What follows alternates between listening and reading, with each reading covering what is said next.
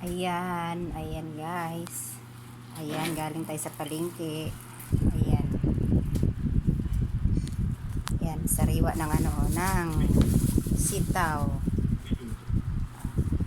Ayan, budget namin yan pang isang linggo. Oh. Budget namin yan pang isang linggo guys. Tapos dito meron kaming paksiw. Magpaksiw kami ng isda. Tapos ipapaksiw siya sa dahon ng mangga. Ayan ang aming paksin. Ay, talbos. Ayan ang aming papaksiw. Tapos sasapinan siya ng talbos ng mangga. Ayan yan. Pang isang linggo namin budget yan guys. Ayan. Isang linggong budget. At ayun ang aming inihaw doon. Ayan. Ulam namin yan maghapon guys. 2 pirasong bangus. Oh, diba? Sa panahon ngayon, kailangan magtipid. Ayan.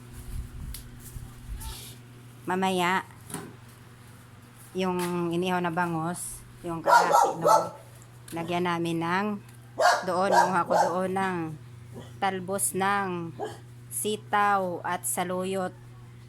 Sabay manguha ko ng malunggay doon guys. O diba? Ayan. Ayan si Dimits. Gagawa siya ng paksiw na may talbos ng mangga. Masarap daw yan. Oo nga, masarap nga yan. Nasubukan ko na yan eh. Sarap. At nangangamoy ng aming inihaw na bangus. Ayan, ang bango-bango.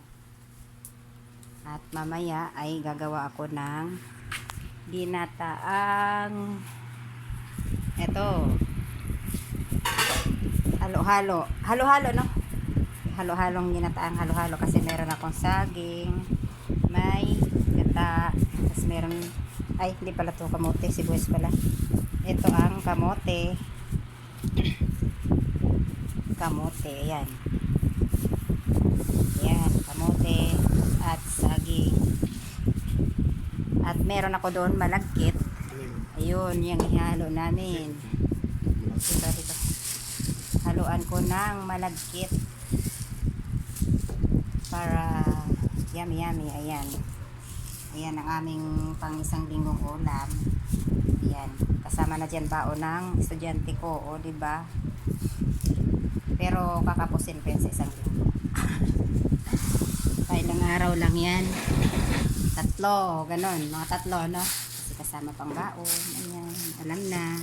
Sa hirap ng buhay ngayon guys. Kailangan natin magtipid.